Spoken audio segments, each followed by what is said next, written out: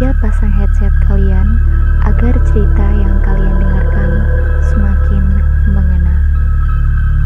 Selamat menikmati. Kejadian ini terjadi pada tahun 2018. Saat itu saya sudah membuat janji dengan atasan saya di kantor pukul 8 malam. Karena sedang gabut di kos-kosan, akhirnya saya menuju ke kantor pukul 7. Sesampainya saya di kantor, saya langsung naik lift dari basement menuju ke lantai 5.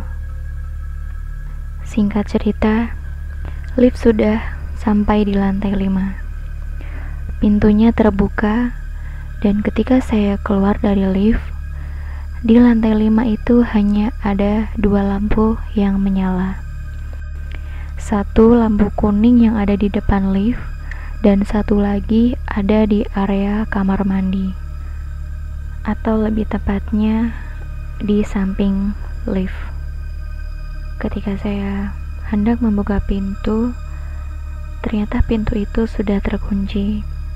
Saya pun langsung menghubungi atasan saya dan menanyakan di mana saya bisa mengambil kunci pintu kantor. Kemudian atasan saya meminta saya untuk menuju pos satpam dan mengambil kunci kantor di sana.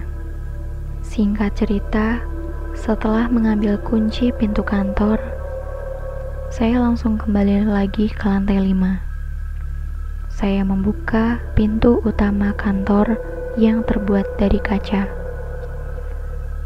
Lampu di ruang depan setelah pintu masuk pun saya nyalakan. Sambil menunggu atasan saya datang, saya masuk ke ruang kerja saya dan langsung menyalakan komputer. Saya mencari beberapa film untuk menemani saya sambil menunggu atasan saya datang. Di tengah-tengah film diputar, saya mendengar suara langkah orang masuk dari pintu utama. Pintu utama kantor saya ini memang selalu berbunyi saat ada orang yang masuk.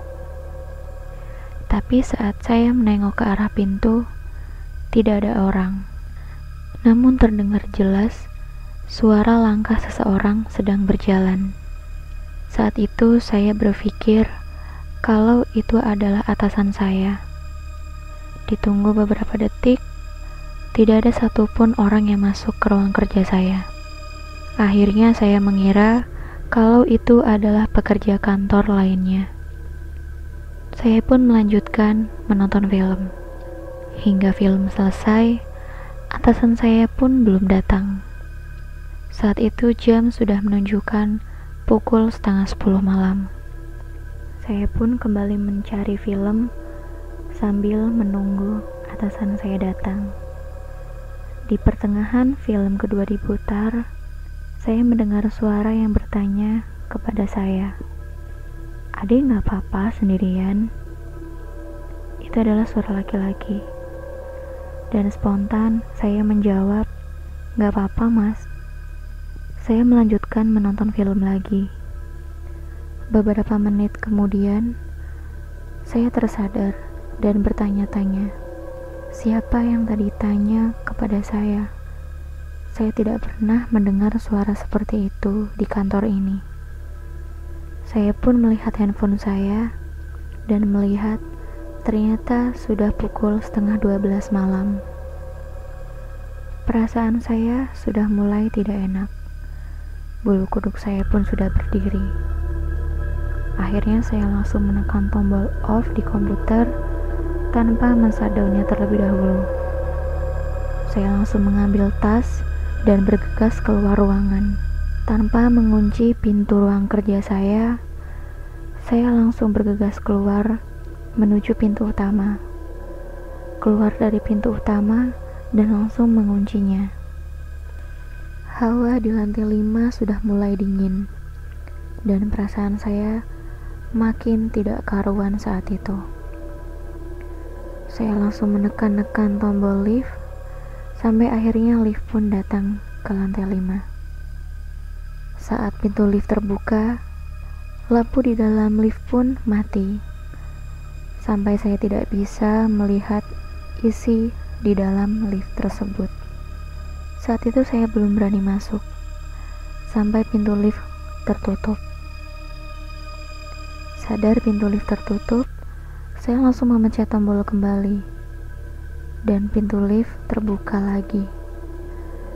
Saat itu lampu di dalam lift masih belum menyala, namun saya beranikan diri untuk masuk.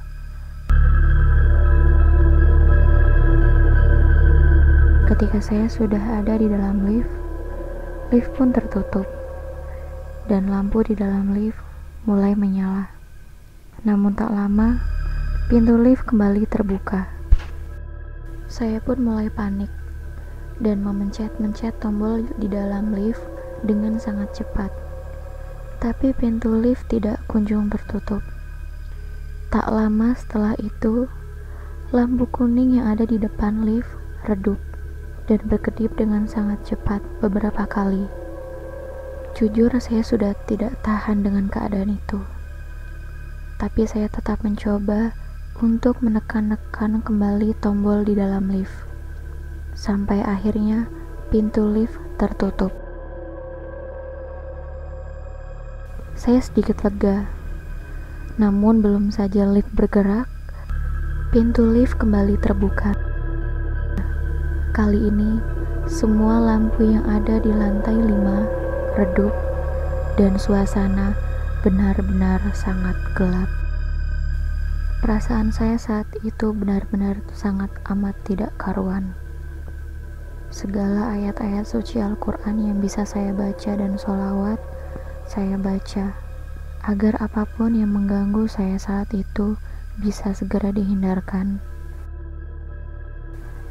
Tak lama setelah itu, saya mendengar suatu benda dilempar ke arah pintu kaca. Suaranya sangat keras dan membuat saya makin lemas dan makin tak karuan. Istighfar terus saya ucapkan saat itu. Saya menyebut-nyebut nama Tuhan saya. Dan saya sudah tidak tahu lagi. Saya sangat pasrah dan tidak tahu apa yang harus saya lakukan saat itu. Tangan saya mulai lemas. Saya sudah tidak bisa lagi menekan tombol dalam lift. Sampai akhirnya pintu lift tertutup dan lift mulai bergerak turun. Sesampainya lift di ground, pintu terbuka dan langkah keluar. Kaki saya gemeteran dan tidak kuat untuk berdiri. Saya bahkan tidak bisa membayangkan dan mengingat apa yang sedang saya alami tadi. Setelah menenangkan diri saya sendiri, kemudian saya membuka ponsel saya dan melihat begitu banyak chat yang masuk dan panggilan tak terjawab dari atasan saya. Beliau mengatakan beliau tidak bisa ke kantor untuk menemui saya dan janji malam itu dibatalkan karena urusan keluarganya di rumah. Mungkin itu saja cerita yang bisa saya sampaikan. Terima kasih sudah mau mendengar.